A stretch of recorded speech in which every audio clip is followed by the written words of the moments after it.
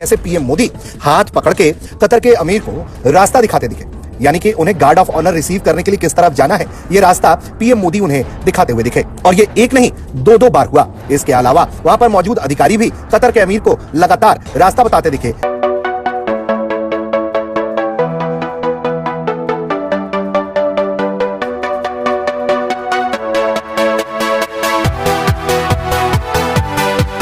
अफसोस का मुकाम ये कि हमारे रहबरों ने जमहूरियत का नाम ले लेकर इसे मजाक बनाकर रख दिया।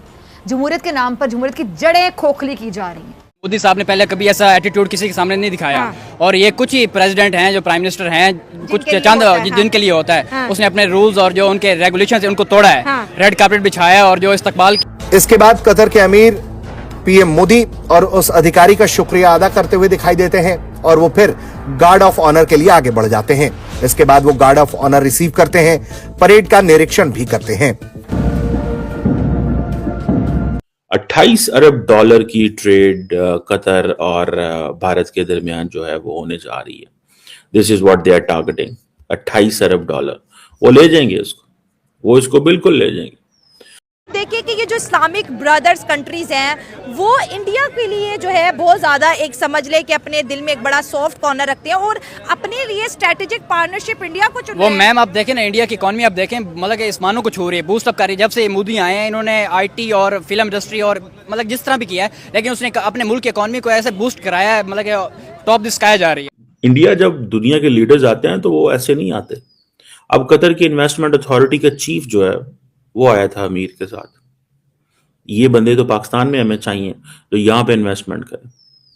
कतर इन्वेस्टमेंट अथॉरिटी के चीफ आए हुए थे और उन्होंने आके मुलाकात की इंडियन लीडरशिप से। चीजें तो पहले तय हो गई हुई थी, ठीक है जी। और अब ट्रेड, इन्वेस्टमेंट, एनर्जी, ये है इन एरियाज पे वो कन्वर्सेशंस करते हैं।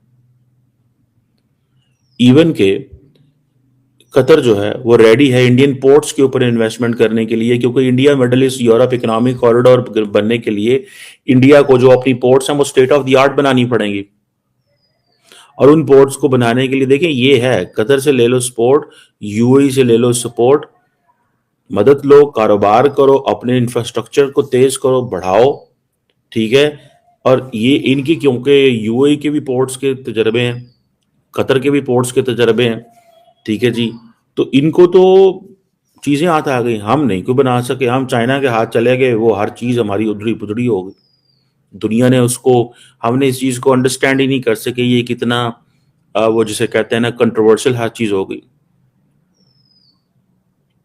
अब वो कहते हैं जी कि जीसीसी तो फ्री ट्रेड एग्रीमेंट नेगोशिएट कर रहा है, कतर भी जो है वो नेगोशिएट करेगा, ठीक है जी। उसकी पॉसिबिलिटी है कि वो नेगोशिएट करेंगे। और सबसे बढ़ के India and Qatar have aligned themselves on this regional and international issues. मैंने आपको कल एक बात बताई थी, the countries which are closer with the United States they try to patch up, they try to move on, they try to build that kind of a comfort zone for each other, so that they can look that they are good with each other. And above all, for instance, the technology which is being shared with the Indians, they will share with the Qataris. And what comfort level the Qataris have with the United States, that will help India at some point. So why India prefers Qatar, UAE, Oman over Saudi Arabia?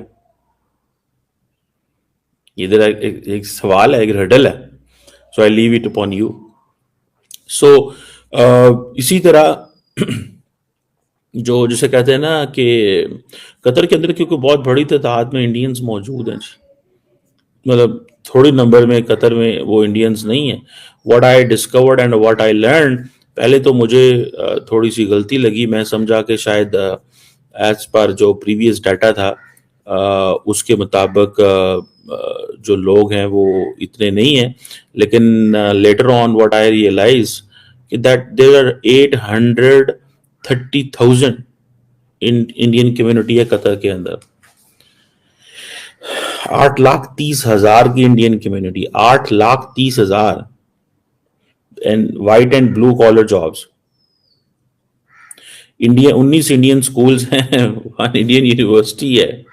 बल्कि मैंने आपको बताया था there is the people who watch me regularly, they come up with the जिसे कहते हैं ना, वो बहुत सारी आते हैं।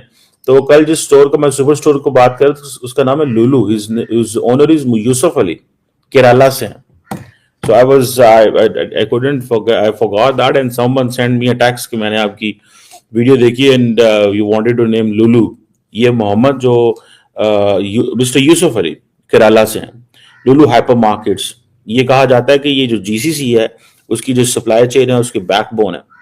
19 इंडियन स्कूल्स हैं यार वहां पे, 19 इंडियन स्कूल्स, इंडियन यूनिवर्सिटीज है कतर के अंदर।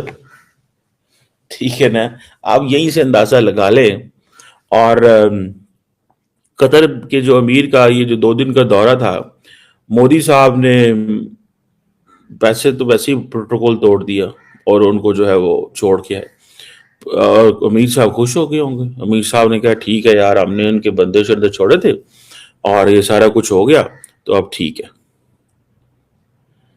और मोदी साहब शुक्रिया अदा कर रहे हैं, क्योंकि अरबों dollar, I think somewhere around $4 billion, if I am not wrong, $4.5 अरब तो इंडिया को वहीं से आता है।